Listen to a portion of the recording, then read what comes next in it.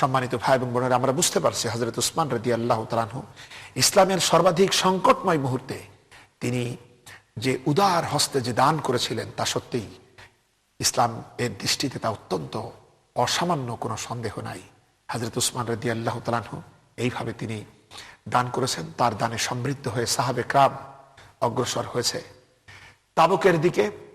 যখন রোম সম্রাট বুঝতে পারল যে মুহাম্মদ সাল্লাল্লাহু আলাইহি ওয়াসাল্লাম ৩০,০০০ সৈন্যের এক বিশাল বাহিনী নিয়ে তিনি নিজেই সেনাপতি হয়ে তাবুকের দিকে ধেয়ে আসছেন, সিরিয়া সীমান্তের দিকে, তখন সে চিন্তান্বিত হলো এবং এটাই বুঝলো যে মাত্র কদিন আগে রাসূলের ট্রেনিং প্রাপ্ত মাত্র ৩০০০ সাহাবীর সাথে লড়াই করতে গিয়ে আমার লক্ষাধিক সৈন্য যেভাবে নাস্তানাবুদ হয়েছে, সুতরাং এখানে এবার তিনি নিজে স্বয়ং আল্লাহর নবী স্বয়ং আসছেন ৩০,০০০ সৈন্য নিয়ে, এখানে তো মাত্র ১,০০,০০০ সৈন্য আমার কিছুই হবে না। সুতরাং রোম সম্রাট তার রোমক বাহিনী নিয়ে পিছু টান দিল, আর কোন রকম সাহস পেল না। হুজুর পাক সাল্লাল্লাহু আলাইহি ওয়াসাল্লাম তাবুকের ময়দানে ২০ দিন অবস্থান করলেন এবং আশেপাশের গোত্রপতি, ধনপতি এবং বিভিন্ন সর্দার এবং রোমের প্রভাবের দিন যারা ছিল, যারা ইতিপূর্বে ক্ষতি করেছে ইসলামের, তাদেরকে তিনি চাপ সৃষ্টি করলেন এবং তারা ইসলামের করদ রাজ্যে পরিণত হলো। এভাবে রাসূল পাক সাল্লাল্লাহু আলাইহি ওয়াসাল্লাম সম্মুখে আর অগ্রসর হওয়া সমীচীন তিনিও মনে করলেন না, বরং ইসলামী রাষ্ট্রের স্থিতিশীলতা, তার মজবুতি, তার শৃঙ্খলা রক্ষার জন্য তিনি এই সীমান্ত এলাকাকে তিনি মজবুত বাঁধনে তিনি একেবারে বেঁধে দিলেন। এই যে আত্মত্যাগ হযরত উসমান রাদিয়াল্লাহু তাআলা আনহু এবং সাহাবে কিরামদের যে সর্বস্ব ত্যাগ, এই ত্যাগের মাধ্যমে আল্লাহ রাব্বুল আলামিন বিনা যুদ্ধে তাবুকের এই ময়দানে ইসলামের জন্য শ্রেষ্ঠতম পুরস্কার দিলেন। রাসূল পাক সাল্লাল্লাহু আলাইহি ওয়াসাল্লাম এবার মদিনার দিকে ফিরে এলেন। ইতিপূর্বে যে সমস্ত মুনাফিকরা এই যুদ্ধ নিয়ে বিভ্রান্ত সৃষ্টি করেছিল এবং তার ইসলামী রাষ্ট্রের সর্বনাশ করার জন্য মসজিদে দিরার তৈরি করেছিল, সেটাকে রাসূল পাক সাল্লাল্লাহু আলাইহি ওয়াসাল্লাম ভেঙে ফেলার নির্দেশ জারি করলেন।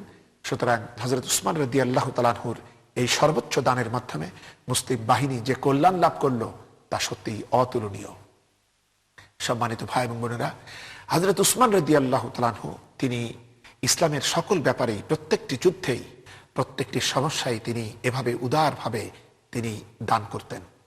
আমরা আরো দেখতে পাই যে রাসূল পাক সাল্লাল্লাহু আলাইহি ওয়াসাল্লাম তার পরিবার পরিজন নিয়ে অত্যন্ত দুঃখ কষ্টে তিনি দিনাতিপাত করতেন, কিন্তু আল্লাহ পাকের মেহেরবানি, আল্লাহ পাকের প্রতি তার সর্বোচ্চ ভরসা আর কারণে এটা বাইরে থেকে বোঝা যেত না।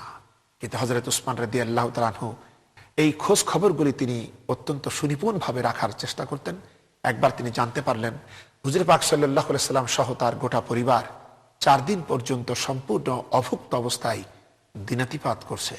এটা জানার পর তিনি আর দেরি করেন নাই, সঙ্গে সঙ্গে কয়েক বস্তা আটা এবং কয়েক সের ঘি এবং কয়েক বস্তা খুরমা তিনি প্রেরণ করলেন এবং আস্ত একটা বকরিও তিনি পাঠালেন এবং পাশাপাশি তিনি এটাও বলে দিলেন, খাদ্য তৈরি করতে তো একটু দেরি হবে, সুতরাং অসুবিধা নাই, আমি খুব শীঘ্রই তৈরি খাবার পাঠাচ্ছি।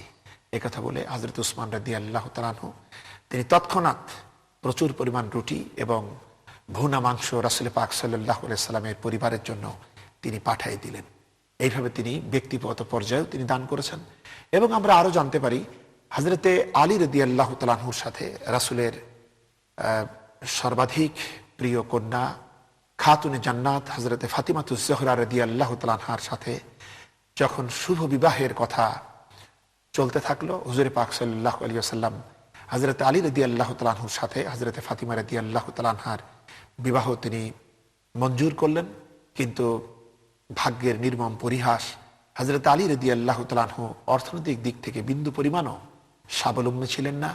বিবাহের জন্য খরচাদি তো করতে হবে। হুজুর পাক সাল্লাল্লাহু আলাইহি ওয়াসাল্লাম হযরত আলী রাদিয়াল্লাহু তাআলা আনহুকে ডাকলেন, ডেকে বলেন, আলী, বিবাহ তো করবা, কিন্তু মেয়েকে তুমি কি দিচ্ছ, সেই সব উপকরণ অর্থ করি কই? হযরত আলী রাদিয়াল্লাহু তাআলা আনহু বললেন, হুজুর, আপনি তো জানেন আমার কিছুই নাই, একটা ঘরও নাই, টাকা পয়সা নাই, কিছুই নাই, তাহলে কিভাবে হবে, তোমার আছে কি? হযরত আলী রাদিয়াল্লাহু তাআলা আনহু বললেন, আমার রয়েছে তরবারি, আর রয়েছে বর্ম, আর একটি অশ্ব রয়েছে। হযরত রাসূল পাক সাল্লাল্লাহু আলাইহি ওয়াসাল্লাম তাকে বললেন, যেহেতু যুদ্ধ চলতেছে, তরবারি থাক, যানবাহনটাও থাক, বাহনটাও থাক, তুমি এক কাজ করো, তোমার বর্মটা বিক্রি করো। হযরত আলী রাদিয়াল্লাহু তাআলা আনহু তার সাথের বর্মটা নিয়ে বাজারের দিকে চললেন। কে কিনবে? হঠাৎ করে তার দেখা হয়ে গেল হযরত উসমান রাদিয়াল্লাহু তাআলা আনহুর সাথে। হযরত আলীর বিমর্ষ মুখমণ্ডল দেখেই হযরত উসমান রাদিয়াল্লাহু তাআলা আনহু কৌতূহল নিয়ে জিজ্ঞাসা করেন, আলী, মন খারাপ কেন? তোমার না হযরতে ফাতিমা রাদিয়াল্লাহু তাআলা আনহার সাথে বিবাহ?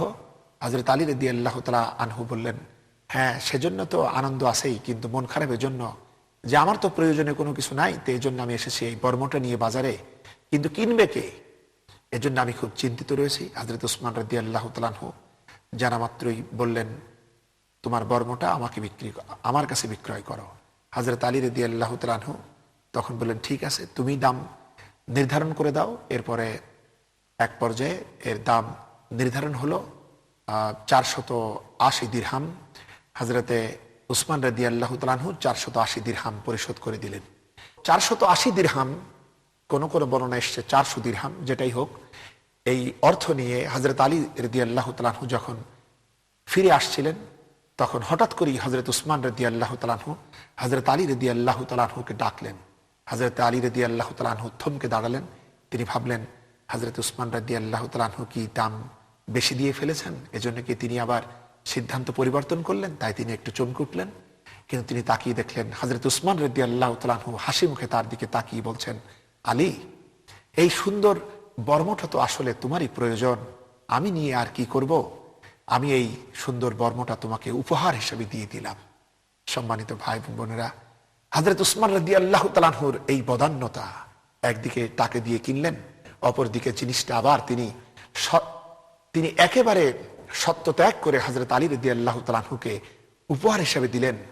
হযরত আলী রাদিয়াল্লাহু তাআলা আনহু আনন্দের আতিশয্যে তার চোখে পানি চলে এসেছে, এবং তিনি হযরত উসমান রাদিয়াল্লাহু তাআলা আনহুকে তার হৃদয়ের ভাষায় তিনি তাকে শুকরিয়া জানালেন এবং ফিরে এলেন রাসূল পাক সাল্লাল্লাহু আলাইহি ওয়াসাল্লামের কাছে, এবং হুজুরের সামনে এসে তিনি এই টাকা হুজুরকে অর্পণ করলেন। রাসূল পাক সাল্লাল্লাহু আলাইহি ওয়াসাল্লাম তাকিয়ে দেখেন হযরত আলী টাকা দিচ্ছে, কিন্তু তার বর্মটা তার হাতে। তিনি তখন জানতে চাইলেন কিভাবে এই টাকা এলো। হযরত আলী রাদিয়াল্লাহু তাআলা আনহুর মুখে সব শুনে রাসূল পাক সাল্লাল্লাহু আলাইহি ওয়াসাল্লাম আন্তরিকতার সাথে হৃদয় ভরে তিনি হযরত উসমান রাদিয়াল্লাহু তাআলা আনহুর এই বদান্যতার জন্য তিনি আল্লাহর পাকের কাছে তিনি দোয়া করলেন। সম্মানিত ভাই এবং বোনেরা, আমরা আরো জানতে পারি খেলাফতের সময় হযরত আবু বকর সিদ্দিক রাদিয়াল্লাহু তাআলা আনহুর খেলাফতের সময় মদিনাতে দুর্ভিক্ষ দেখা দিল। সেই মারাত্মক দুর্ভিক্ষে সাহাবে কেরাম সহ পাখালি গাছ, মানুষ পর্যন্ত, পশু পাখি পর্যন্ত তারা আর্তনাদ করতে লাগলো। এরকম পরিস্থিতিতে সিরিয়া থেকে সহস্র উট বোঝাই ভাবে মালামাল নিয়ে, ব্যবসার উপকরণ নিয়ে হযরত উসমান রাদিয়াল্লাহু তাআলা আনহুর এই উটের কাফেলা মদিনাতে ফিরে এলো। সঙ্গে সঙ্গে বিভিন্ন ব্যবসায়ীদের ভিতরে চাঞ্চল্য শুরু হলো। তারা সকলে ছুটে এলো যে, উসমান রাদিয়াল্লাহু তাআলা আনহু, আপনি আমাদের কাছে এই মাল বিক্রয় করেন, আমরা আপনাকে লাভ দেব। হযরত উসমান রাদিয়াল্লাহু তাআলা আনহু প্রশ্ন করলেন, কত লাভ দিবে?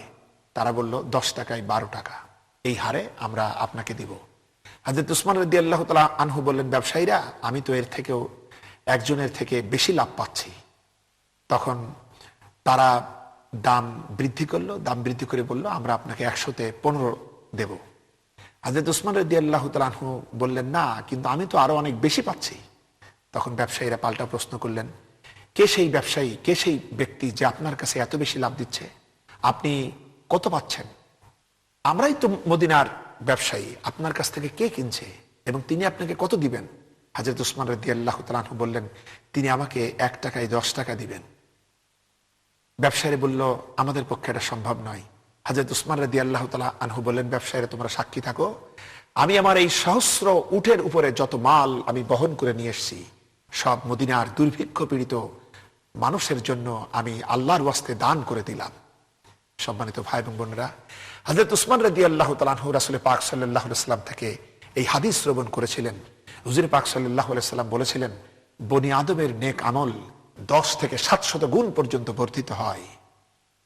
সুতরাং হযরত উসমান রাদিয়াল্লাহু তাআলা আনহু তিনি এই ন্যূনতম 10কেই তিনি নিজের বিনয়ের জন্য তিনি 10কেই নির্ধারণ করে বলেছিলেন যে 1-এ তিনি 10 দিবেন।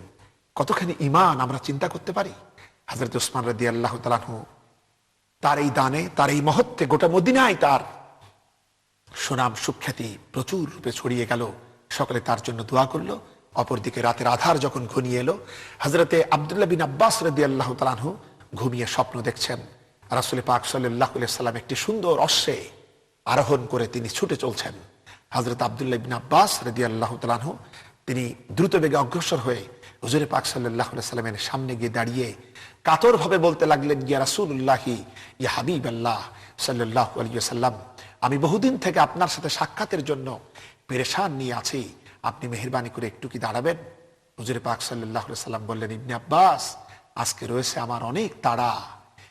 হযরতে উসমান, তুমি কি জানো না যে আমার উসমান রাদিয়াল্লাহু তাআলা আনহু সে মদিনাবাসীর জন্য সহস্র উট ভরা মালামাল দান করেছে, তার দান আল্লাহ পাক কবুল করে নিয়েছেন।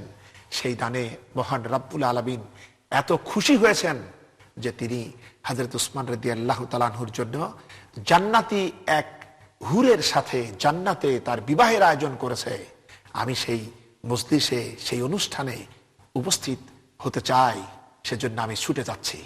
সম্মানিত ভাই এবং বোনেরা, হযরত উসমান রাদিয়াল্লাহু তাআলা আনহুর এই আন্তরিক দান, এই উদারতা আল্লাহ রাব্বুল আলামিন কবুল করে নিয়েছিলেন, যার কারণে সকলেই তাকে সম্মানের সাথে গনি উপাধি দিয়েছিল। রাসূল পাক সাল্লাল্লাহু আলাইহি সাল্লাম নিজেই দিয়েছিলেন এবং সাহাবে কেরাম তাকে বলেছিলেন, যার জন্য আজও আবহমান কাল ধরে এবং কিয়ামত পর্যন্ত সকলেই তার নাম উচ্চারণ করতে গিয়ে বলে, হযরতে উসমান গনি রাদিয়াল্লাহু তাআলা আনহু। সম্মানিত ভাই এবং বোনেরা, হযরত উসমান রাদিয়াল্লাহু তাআলা আনহুর আরো অভ্যাস ছিল, তিনি প্রতি জুমার দিন একটি করে গোলাম তিনি আল্লাহর পথে আজাদ করে দিতেন। কোন জুমায় যদি তিনি তা না পারতেন, তবে পরবর্তী জুমায় তিনি 2 জন করে দান আল্লাহর পথে আজাদ করে দিতেন আল্লাহর সন্তুষ্টির জন্য। সম্মানিত ভাই এবং বোনেরা, আর আমরা কি এখান থেকে শিক্ষা নিতে পারি? আল্লাহ রাব্বুল আলামিন আমাদেরকেও যা কিছু দিয়েছেন, আমরা যেন দ্বীনের পথে, মানবতার পথে, মানবতার কল্যাণার্থে, ইসলামের কল্যাণার্থে আমরা যেন আমাদের সামর্থ্য অনুযায়ী আল্লাহর পথে ব্যয় করি। আল্লাহ পাক আমাদেরকে হেদায়েত করুন। আমরা সকলেই পড়ি আমিন। আখির দাওয়ানা আলহামদুলিল্লাহি রাব্বিল আলামিন। আসসালামু আলাইকুম ওয়া রাহমাতুল্লাহি ওয়া বারাকাতুহু।